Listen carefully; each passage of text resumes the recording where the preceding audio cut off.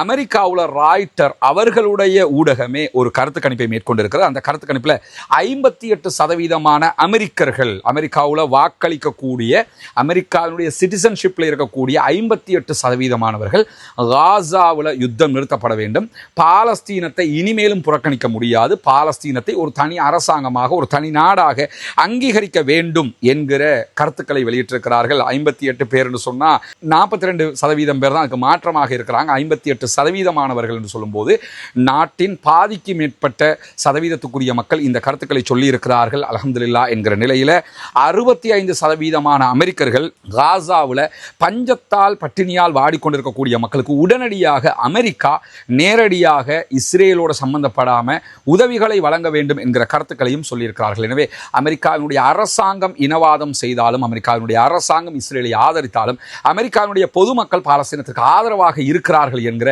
ஒரு பேருண்மை இன்றைக்கு வெளியாகி இருக்கக்கூடிய சூழல்ல தான் காசா நகரத்தை ஆக்கிரமிக்கிற திட்டத்தை அறிவித்து தற்போது காசாவுக்குள்ள யுத்தத்தை ஆரம்பித்திருக்கிறது இஸ்ரேலிய ஆக்கிரமிப்பு இராணுவம்ங்கிறதெல்லாம் நமக்கு தெரியும். ஜாய் டவுன் பகுதிகள் எல்லாம் பலத்த போர் நடந்து கொண்டிருக்கிறது. நேற்று பாலஸ்தீன விடுதலை அமைப்பினர் அவர்களுடைய எலைட் யூனிட்டை களத்தில் இறக்கி இருக்கிறார்கள். பயங்கரமான சண்டை மோதல்கள் நடைபெற்று வரக்கூடிய இந்த சூழல்ல காசாவை ஆக்கிரமிப்பது என்பது இஸ்ரேலிய ஆக்கிரமிப்பு இராணுவத்திற்கு ஒரு பயங்கரமான மரண பொறி என்கிறார் இஸ்ரேலுடைய முன்னாள் பிரதமர்களில் ஒருவராக இருக்கக்கூடிய எஹூட் பராக். இஸ்ரேலுடைய முன்னாள் பிரதமர்கள் அத்தனை பேருமே இந்த திட்டங்களை எதிர்க்கிறார்கள். யுத்தத்தை உடனே நிறுத்த சொல்றாங்க.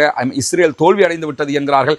அமெரிக்கா இஸ்ரேலுடைய அதிபருக்கு தேவையில்லாத உதவிகளை செய்கிறது, இஸ்ரேலுடைய பெயர் முழுவதுமாக அளிக்கப்பட்டு விட்டது என்கிற கருத்துக்களை தொடர்ந்து சொல்லி வரக்கூடிய நேரத்தில் எஹூட் பராக்கினுடைய இந்த கருத்து வெளியாகி இருக்கிறது.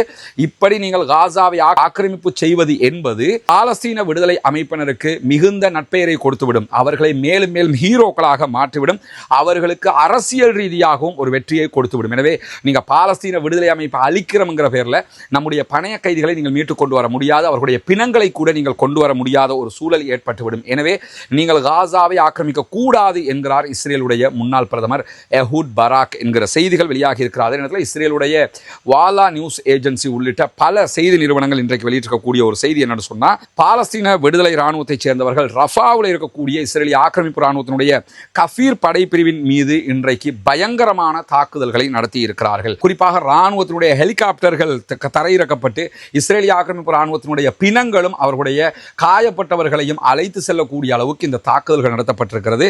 கூடுதல் விவரங்களை வாலா நியூஸ் ஏஜென்சி வழங்காவிட்டாலும் பாலஸ்தீன விடுதலை இராணுவத்தினுடைய செய்திகள் இன்றைக்கு வெளியாகி இருக்கிறது.